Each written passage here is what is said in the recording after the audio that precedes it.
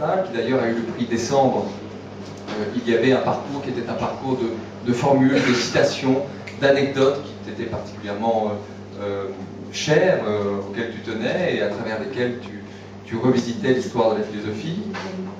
Dans le bluff éthique, il y avait c'était une manière d'explorer en fait la tradition et les mensonges de la philosophie morale depuis l'Antiquité. Et donc ces deux ouvrages penchaient quand même nettement du côté de l'histoire, des textes, des auteurs. Dans les ouvrages précédents, il y a aussi deux essais que je voudrais évoquer parce qu'ils sont nettement plus personnels. Le philosophe sans qualité et la beauté sont des essais plus chargés d'autobiographie, même si on trouve toujours ces deux éléments, hein, les références, les lectures, les auteurs et l'autobiographie dans tous les livres. Et là, je dirais que dans ce livre-là, le mélange, le dosage est particulièrement équilibré. Ceux qui ont lu quelques-uns des essais que je viens de citer, eh bien vous retrouverez ces deux dimensions bien traitées. Et donc voilà, toujours porté par ce style très classique, très tenu, et très agréable à lire. Donc pour faire connaissance avec le style, nous allons vous proposer une lecture de quelques pages. Déjà Frédéric, ben oui, déjà. Et Frédéric, si tu veux bien nous lire quelques pages de la préface.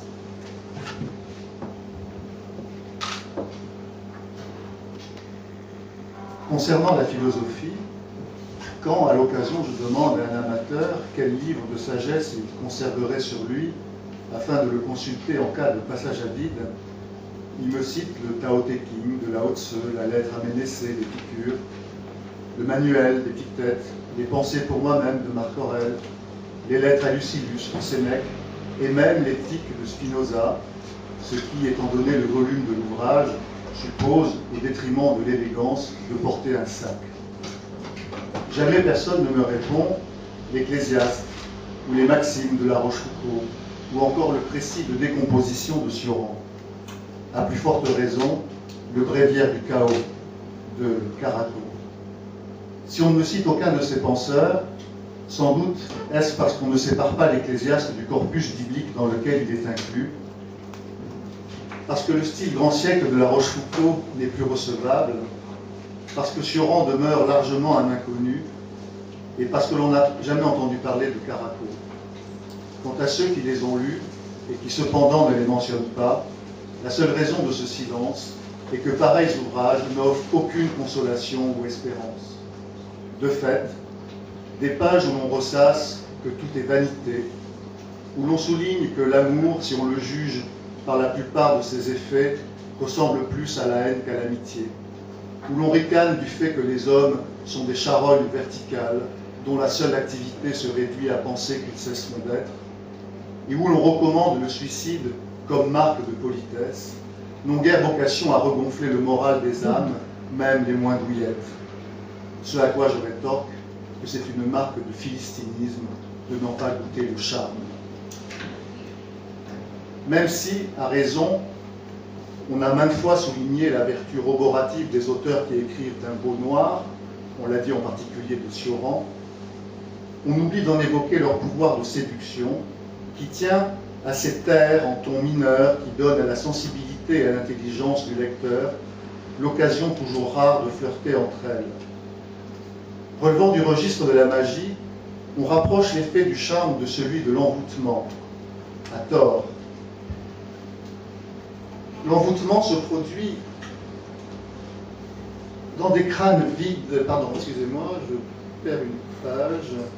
L'envoûtement se produit quand des crânes vides scandent des slogans simplistes.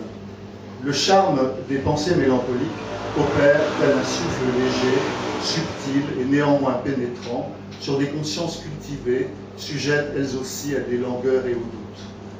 Les latins, appelés spiritus, cet élément léger mais puissant dont la vertu est de défier toute forme de pesanteur. Les penseurs tristes ne nous guérissent pas de l'inconfort d'être nés, leur esprit aère le nôtre en en chassant le sérieux. Les penseurs de la joie, qui ne sont pas forcément joyeux, nous vantent le rire. Les penseurs tristes, qui ne sont pas pour autant des penseurs de la tristesse, nous rendent le sourire. Le rire des premiers dépend du hasard, le sourire des seconds vient de leur humour, qu'il soit froid, noir ou terroriste, raison pourquoi nous avons toujours de l'agrément à rouvrir leurs ouvrages.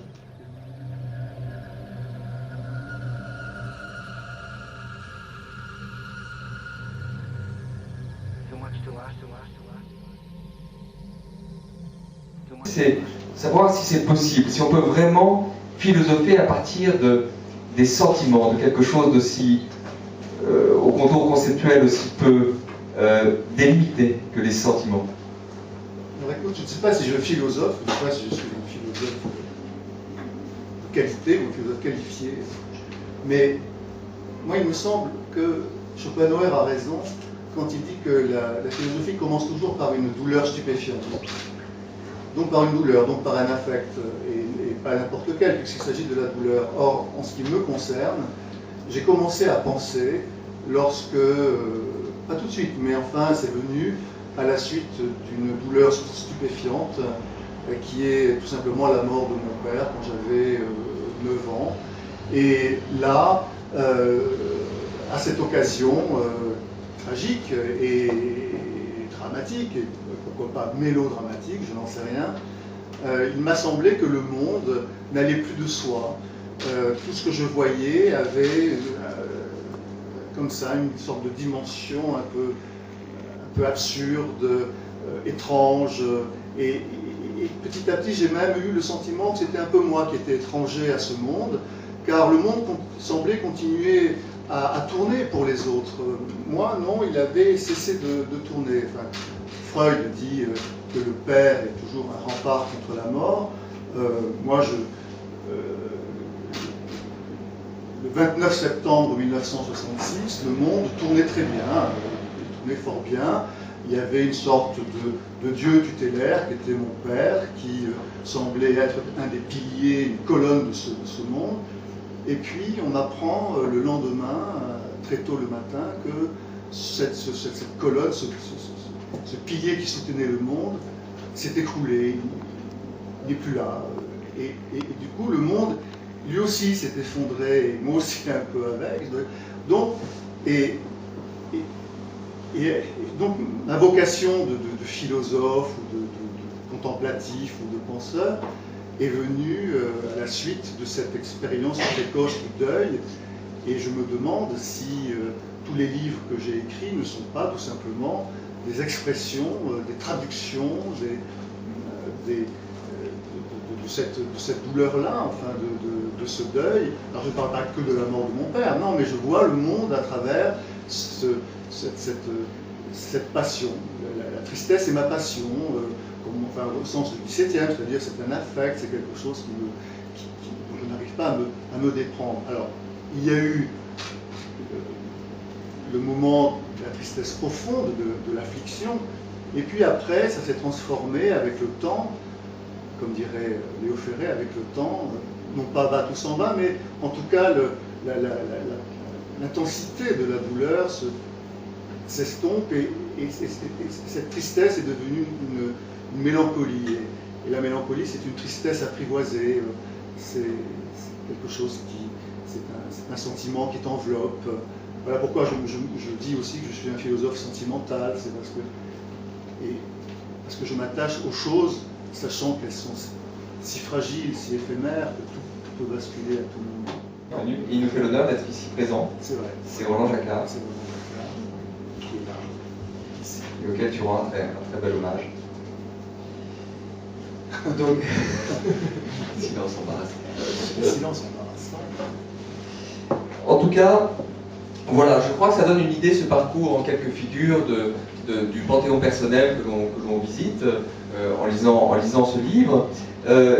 Bon, tous ces personnages ont en commun un affect, on le disait, la tristesse. Alors d'ailleurs, chez certains, il est question d'un jeu avec la tristesse, un jeu maîtrisé, un jeu extrêmement stylisé, et chez d'autres, comme Albert Caraco ou peut-être Henri Rorda, on a affaire à des tristesses plus sourdes, de ce qu'on appellerait nous aujourd'hui dans notre langage quasiment médical des dépressions, c'est-à-dire des tristesses sans issue, des désespoirs tels qu'ils mènent au suicide.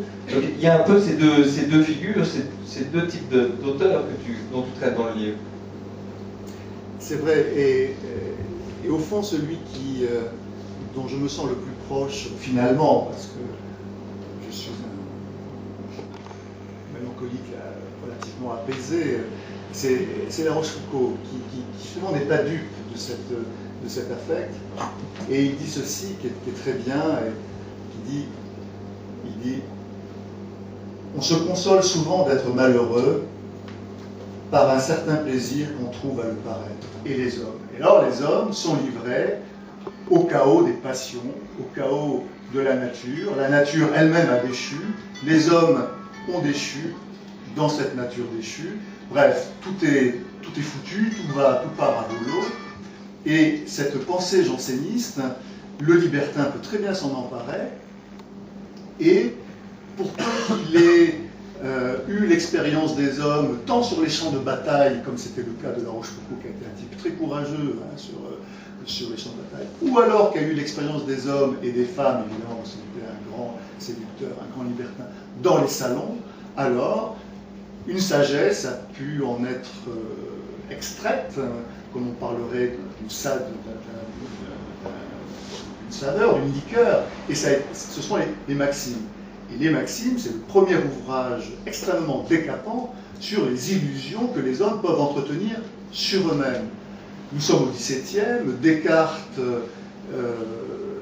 est le grand homme du XVIIe, après ce sera La Rochefoucauld, Leibniz, etc.